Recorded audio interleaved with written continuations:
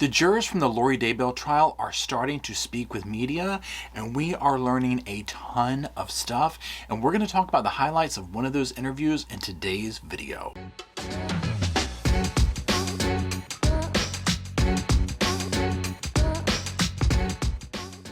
Hello Sofa Squad, and welcome back to the sofa, which is still behind me, and Roscoe is still there, actually looking at the camera this time. And my name is Paul.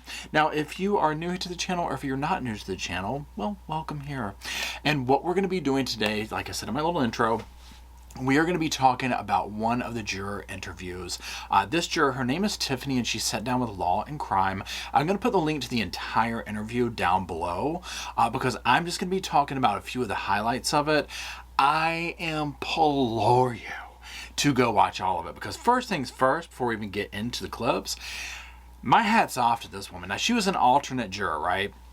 She didn't go behind the scenes, but listening to her talk and the way that she viewed the case, I was like, well, thank God. My faith is renewed in humanity and the legal system, right? This is somebody you would want on your jury if you had to face one or whatever.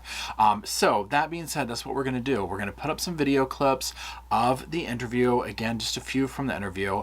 And we're going to use those as talking points to talk about the trial. So all that being said, let's watch that first one. And you're hearing these bizarre things about religion and the way these kids were killed. What did you think of that, hearing that for the first time? Well, exactly, probably what you thought, that this is just so bizarre. I, most of the time, was looking at Lori Vallow to see how she reacted to evidence, or how she reacted to pictures, or how she reacted to the video. So I looked at her probably 95% of the time just to see how she reacted to the information that was presented, because I was shocked to just hear some of the things, the phone calls, and see the texts. And there was so much to it that there's so much evidence to piece together that it was just so bizarre. I never knew that it was so complex, that there were so many criminal activities tied to this particular case. Okay. Well, it's kind of what we were all thinking, but I mean, y'all, I ate this whole interview up, okay? Listening to her talk about that was exactly the kind of stuff I was wondering, right? Excellent interviewer. Love the questions that he asked her, because he's asking her everything that we are wondering here at the Sofa Squad. Again, if you followed this case from like years ago when it first started, now, I don't want to say like, oh, you've become numb to it, right? Because even more shocking, horrifying information came out. But the absolute bizarreness of the stuff that they came out in the stand and stuff like that. So like her hearing this for the first time took me back to when I first started learning of this, where you're like, what? And we were getting information back then of pieced together. It wasn't even all in one solid storyline, if you will. So hearing her reaction to this, I'm like, oh yeah, I mean, this is kind of what we were thinking, and honestly hoping out of a jury that they would hear this and be like, what in the hey diddle diddle did I just listen to? Did she make eye contact with you at all? What did you think of her behavior in court? I felt like she did look at us a couple times, but for the most part, she avoided eye contact. And I looked at her during some critical times where I felt like maybe I should have seen some emotion on her face, but I didn't see anything. It just felt like she didn't accept that, these charges were against her, or maybe she still felt like that she was in some higher power, that these charges, didn't apply to her. I don't know, but she just seemed very unemotional for most of the trial. Now, this was another thing I was dying to hear. First of all, perspective of the juror. Was she looking at them? What was the interaction like? And to hear this lady say, yeah, there was no emotion when I felt like there should be. She really didn't look at us. Complete disconnect, which just goes to further And, you know, the conclusion, my thought process of, yeah, Lori isn't just, you know, whatever world she's in it, right? And also it was interesting to hear this lady say that whether Lori feels like she's above these charges, because that really sums up the vibe that Lori has been giving, almost like, well, I'm a celestial being and I'm just above these charges, or whatever she's thinking, right? So to hear a juror actually voice that, I'm like, whoa, that is heavy. Well, let's be clear. I was going to save this for the end, but I actually really want to know this right now. You were an alternate. You didn't get the ability to vote in this case. If you did sit in this jury room, if you had the ability to deliberate, you've had the ability to cast a vote, would you have convicted Lori Vallow Daybell? I definitely would have. Amen, girl. I mean, hallelujah, praise Jesus, all that stuff, okay? You know, to hear her say this, and again, we're going to get into some of the things that she says, because to me, this is a very fair juror, right?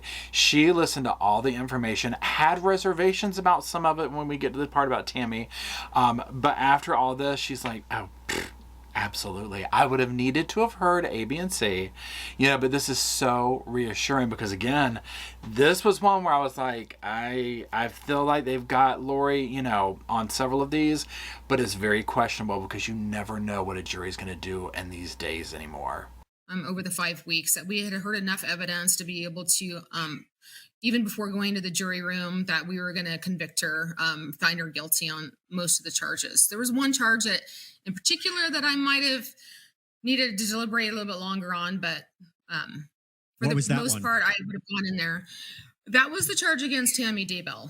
Okay, now this is what I'm talking about, that I admire her so much. Is listening to her really just look at and examine these things with that neutral opinion of, you know what, yeah, we're going into this, but it ain't looking good, right? But we're going to hear the evidence out. And so many of us voice this information too, and not just with Tammy, but like with even to Ty Lee.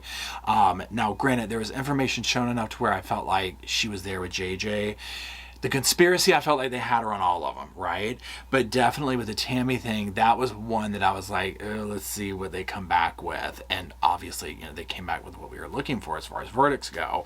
So again, I really commend this juror for her maturity and just the way that she went about this process. I agree. I mean, I would have gone into the deliberation rooms, and that would have probably been the one that I would probably want to talk about the most. I felt pretty solid on the other charges, but the one on Tammy Daybell, I did not feel solid on. Like, I just don't feel that there was solid evidence for her charge as opposed to the other charges. Do you think that Chad is the one who killed her? Because that seemed to be what the prosecutors were suggesting. I think he definitely had a heavier hand in it. Yes, I do. Now, I thought this was interesting where she said, you know, that Chad had a heavier hand. And I also agree with the information that she went, you know, deeper into her decision-making process, or what that decision-making process would have been had she been able to go into that final, you know, verdict room or whatever you want to call it. Now, also, you know, at the end of the day, I do believe that I think Chad and Alex both took Tammy's life. I think that's what happened. I think Alex helped. And I think that Lori facilitated it through her manipulation and through the, you know, basically manipulating Chad. And in a minute when we get to one of the final clips, this juror, Tiffany, I should call her by her name, but I keep saying this juror, this lady, it's Tiffany. She will talk about that as well, about how she basically felt that they both manipulated one another, and couldn't agree more with it. So let's keep going. So, what was some of the testimony or evidence that really stood out to you and led you to believe that Lori killed her kids? Oh boy. There's a lot of information, a lot of evidence that was provided for that one. I think it was kind of what the prosecutor said at the end. It was a money motivator, that she learned her lesson with Charles Vallow, that she didn't get his $1 million, and she made sure it was seemed premeditated that she made sure to transfer Tylee's funds into her account, and just prepping for Tylee's death, I think. And also just the text messages. I think those were solid evidence as well, that she was constantly asking, you know, what the death percentages were for her kids and talking, about evil spirits that they needed to be gotten rid of. It was just clearly encouraging her brother, Alex Cox, to do some harm because they had evil spirits in them. Again, excellent summary, excellent opinions. Totally think that this is the way things went down. Because again, when you get into the whole thing of how this happened, what was going on, and you look at these very damaging text messages from Lori to Alex, from Lori, all of them, the whole damn bunch of them, right? But specifically when you start paying attention to Lori, because this is where things are tricky, right? Because I do not think that she was present for a lot of these things. JJ, I'm not sure. I feel like she was there for that. But we know she wasn't there for Tammy. We know Tylee, none of this stuff, right? She was there for Charles. So she did a very good job, kind of, at her form of manipulation, what she knew to do. However, because there is such a paper trail of these ridiculous beliefs, what the beliefs meant, and her literally egging people on to facilitate all this and never stopping it, that's what did her in. Thank God. An argument can be made she was there when he was killed. Do you believe that? That one was hard. I do think the defense had a solid argument with that, a mother's hair could be found on clothing, and that, the bodily fluids could have possibly displaced it. I do think they had a solid argument against that hair. So that wasn't actually, the hair itself was not a deciding factor for me, I don't think. Absolutely agree with her on this, and it's how I felt as well. So for me, the hair was major, but I also agree with her that the defense had a very good notion of this is the mother's hair, right? A, B, and C could have happened. So it made it bombshell information to me, but bombshell information that the defense had a good argument for. And so it almost like kind of neutralized the hair, if you will. Now, that being said, for me, what I did is I looked at we're going to use the word totality of everything that went on that night, right? And that's where I was like, with Melanie, with hair, with, Alex bringing it back over, all this stuff. Pings the next day, everything. That's what makes me say I think Lori had something to do with that. Actually, her being there. And that's just how I feel. And so the hair for me was like, yep, this kind of confirms it, but it was in combination with all these other things. I don't know, like just having zero emotion about your kids missing or losing your living son. Who you're losing your relationship with him. You're losing your relationship with your sister. Like, I honestly think that a human being that thinks that they know that they've done wrong would have definitely showed more emotion than that. There's just so many people hurt by this. I absolutely love that she brought this aspect of it up, but also that she brought up the dynamic of Lori's sister, her son Colby, losing these other living relationships, in addition to absolutely no emotion shown over her children's deaths, murders.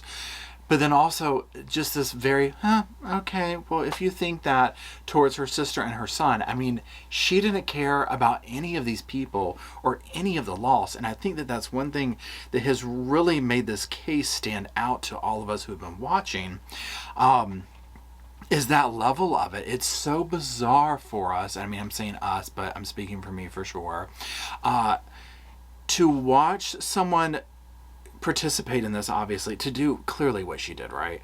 But this far away from it, to still be so, okay.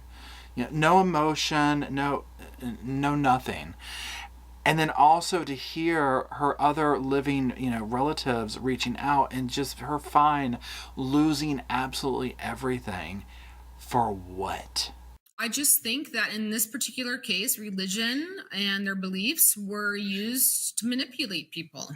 And I know that can happen. I'm very open about religion and people's religious beliefs, and I don't cast judgment on people. But when your religious beliefs and you start manipulating others, especially to do, these violent crimes, that's where I just don't, it's just bizarre to me. I just don't understand how somebody could reach that point.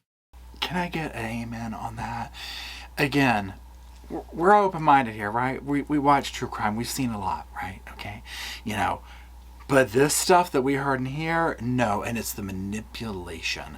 And that's the whole thing that we've seen here, and it's coming from many different directions and too many different people. You know, and as she'll say here, you know, yeah, it might have started off with a Chad, but then it goes from a Lori to here and You know, when people take these crazy beliefs, and, you know, and again, I'm not trying to be judgmental, but I know I'm being judgmental with that because these crazy beliefs that they particularly had were used to murder children and do horrible, violent things. That is not religion. That is manipulation and that is murder. Did you think that it was Chad manipulating her into this at all? I do. I do believe in the beginning when she met him, the defense did mention that, you know, she was a loving mother and, you know, had a very normal life. Yes, she was part of the LDS church, which is no big deal. I mean, you know, a lot of people, and especially in Boise, are part of the LDS church. But I do believe things changed for her in October, I think it was October 2018 when she met him. That I do believe that he manipulated her into believing some certain ideas, and she for some reason um, joined him in those beliefs. And I totally think that this is along the lines of what happened. Clearly, something changed for her when she met him. What, how, when, where, all that stuff. We're not in her head. Thank God. But something changed. Now, does that mean that she is a complete victim of Chad's and No, right? She willingly went into this. She willingly made decisions. And she willingly also manipulated Chad on her own, which this juror will talk about here momentarily. But I definitely think that that is a marker. Chad came into her life and things went completely sideways. None of us will ever be able to figure out, again, like for what? I mean, look at Chad, right? I mean, let's just, you know, let's get superficial about it just on that alone.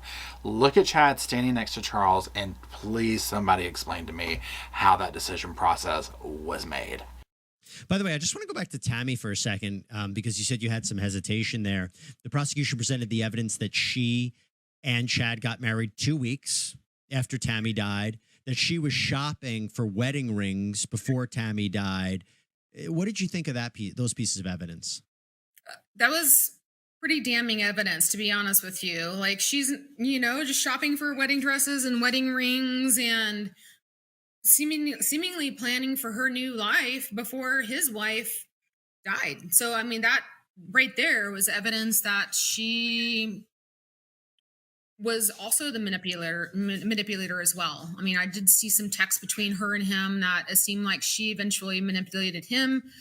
Okay, this is what I was talking about, right? Where this evidence of Lori manipulating him, because it's just like she's referring to, go back to, in your mind, if you've been following this, some of those text messages and all that, you could totally see Lori manipulating him and, you know, trying to, you know, withhold love and this kind of stuff when she didn't get her way, right?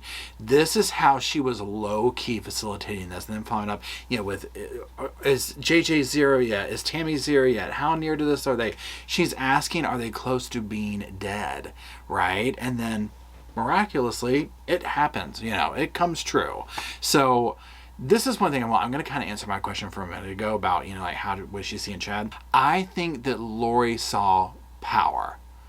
I think she saw power. I think she saw, again, in this weird, like, preacher's wife type way, I think that it was like her, like, narcissistic feeding trough, right? It was like a supply for her, amongst other things in this whole thing. But it was like she was sleeping with, like, this, you know, I mean, he was apparently somebody in this odd little circle. And she was, you know, banging him. And she was proud of that. How do you think Lori perceived her children at the end of the day? Because she at one point was seemingly a loving mother, and then this. I mean, what do you think she thought of them? How do you think she justified this? I have zero answer for that. I really don't. I don't know how any parent could justify encouraging somebody to murder their child, encouraging somebody to, there's a, you know, evil spirit in them that must be gotten rid of. how somebody, a parent could lie to numerous people about where your kids are while you're off enjoying, multiple vacations in Hawaii. It's not what a normal parent would do. Do you think that it was all about the money? It was all about her relationship with Chad? Or do you think that it was something more? I think it was just a storm, a whirlwind of things just collided in October 2018 when they got together. Okay, so one thing, side note. It's not funny. It's not funny. Did y'all see her, when she said, I think it was just a storm? How have we arrived at this, y'all? How have we arrived at this? What did we do? Right, what did we do? I mean, she's like, I think it was a storm. I'm like, you damn straight it was a storm. A little fizzled out storm, but a storm nonetheless. Oh my gosh, I'm giving myself a hot flash. I'm sorry, Roscoe. But seriously, I think that's what it was. I think they were both enamored by Chad's massive tornado of a storm or whatever he said. But then on a serious note, when she was sitting here talking about all the things that she noticed, of like, this isn't normal for a person to do this with their kid or think this or all that stuff. For real, right? We've all been screaming this from the rafters this whole time. Like, this is bizarre. This is not right. This is not something a mother would do. So to see that at least one juror member, and you can rest assured a lot more did, saw this clear as day that we did, thank God. I'm sure, as you heard during the trial, that there was numerous people who would have taken the kids. Yep. If she had problems with them, if she thought they were evil spirits, or they were, JJ had special needs and it was incredibly hard for her, then she had numerous people that she could have asked to take the kids. And that's where I do feel that the financial gain came into play. That she knew that if the kids went somewhere else, that the money would follow them. Amen, sister. This is what we're talking about. I think part of this is, yes, Lori and Chad were manipulating each other. They were both gross, disgusting human beings. We get it. I think that there is a certain place where Lori's belief in this cuts off and the greed and all that takes over, because she had, like she just said, numerous people would have taken these children in a heartbeat. We've heard from all of them for years, right? But there wouldn't be any more money. You saw the evidence of what took place with the money, switching account, doing all this kind of stuff. Money was a huge contributing factor to this. Chad was just some loser, right? He probably saw Lori as a grift. This is what he seems to do. It's just he grifts. And so for whatever reason, she wanted something out of that, and he saw a way into this, and they were going to use the financial gain from all these murders to finance it. Yeah, but unfortunately, just being manipulated by somebody doesn't get you off the hook. So I do believe, honestly, that all three of them would be found guilty. Again, can we get an amen, sister, for this juror? 100% agree with her. Guess what? And this is the thing. I'm jumping from thought to thought, and I apologize. You notice the lack of what the defense put up there, right? And then at the very end, tried to make it look like, this was Chad, this was Alex, she was manipulating all this stuff, whatever. That doesn't get you off the hook for what you did. And again, if there wasn't evidence that also spoke to the contrary, like the financial stuff and whatnot, there would be that. And again, let's take note. Did we hear from anyone getting up there talking about, she's, didn't know what she was doing, this, that, and the other? Nope. Very quiet, very crickets from the defense team. So there's another juror that spoke with Nate Eaton from East Idaho News. I'm going to do that one next. I just saw this, went through it, picked it out, and got to this one first.